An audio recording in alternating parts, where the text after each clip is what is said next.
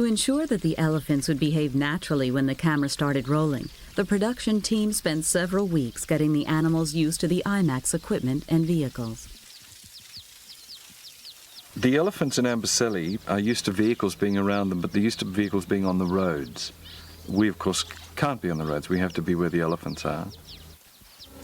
And it was quite clear that we had to get them used to the very special vehicles that we have, particularly the crane because of its movement.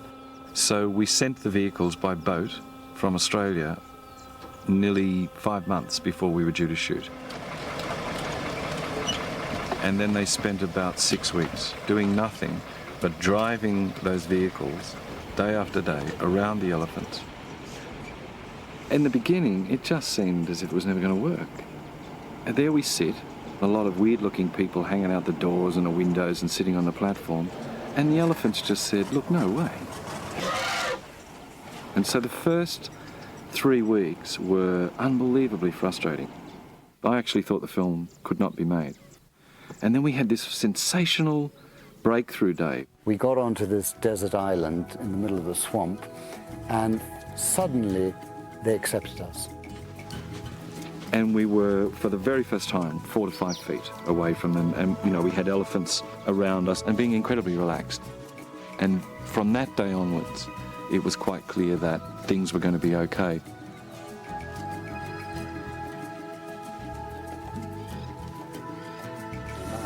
Off you go.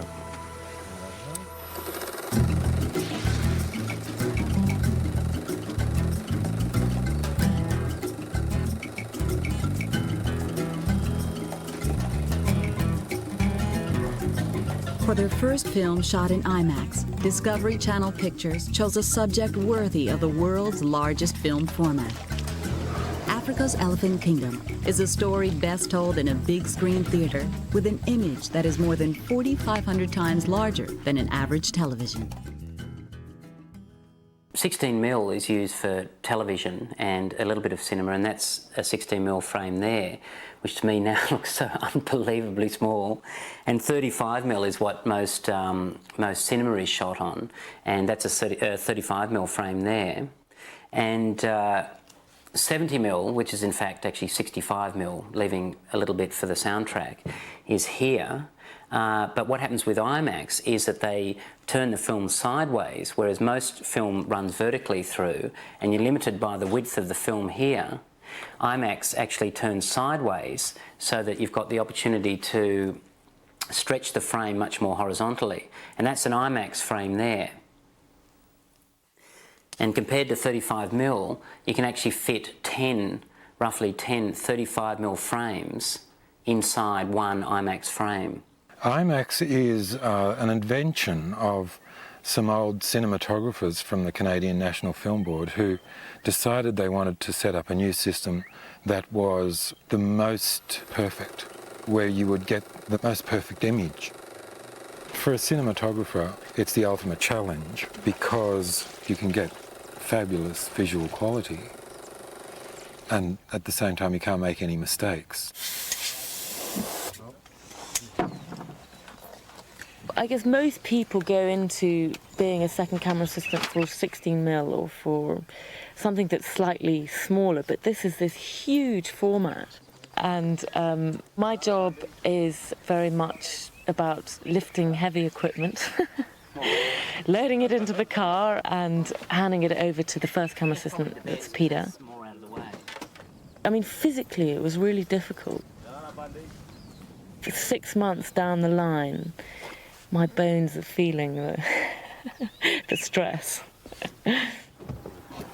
The ability to move quickly with a 75-pound IMAX camera and the enormous loads of 70mm film is an ongoing struggle for the film crew.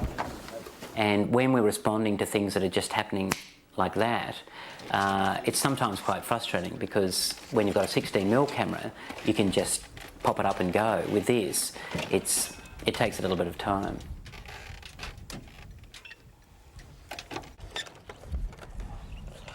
We're using 1,000-foot rolls of 70mm film, and that actually only takes 3 minutes to run through the camera. So When we're working with elephants, it's quite problematic because we have to be very careful of how much film we've got in the magazine when we approach what is obviously going to be an interesting thing. Actually, the other day, there was an awful moment because we were filming two bull elephants fighting. It was really a very emotional moment because they were going for each other in a big way. One of them was an elephant that we'd spent a lot of time with, and we rolled and got the sequence. There was no way we couldn't roll in that shot. It was just spectacular. As we rolled, it ran out.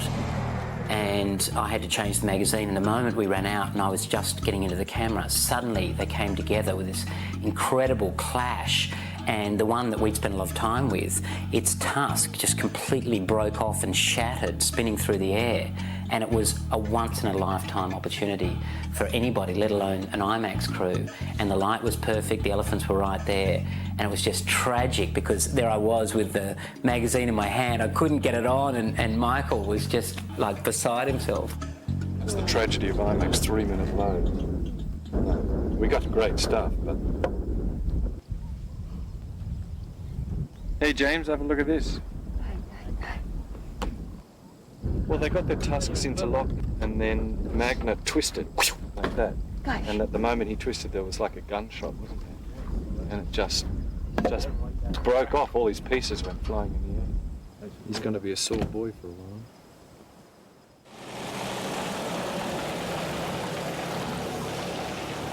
Discovery set up the necessary operations to live and work in Amboseli for a period of 6 months. They chose Old Tokai Lodge as their base because it offered sufficient living quarters, as well as facilities for the crew's equipment and vehicles, and space to set up a production office. We have a satellite phone system and fax and email. So we sit here in the middle of a national park in Kenya and we can talk to the rest of the world. Look, if we can get this thing out today, it's fairly urgent because that'll save us 2 days of it getting here next week. It's not exactly foolproof. I mean, it is subject to, it seems, to the weather conditions and the gods, but we can liaise with Discovery, we can liaise with our office in Australia and plan ahead for different locations.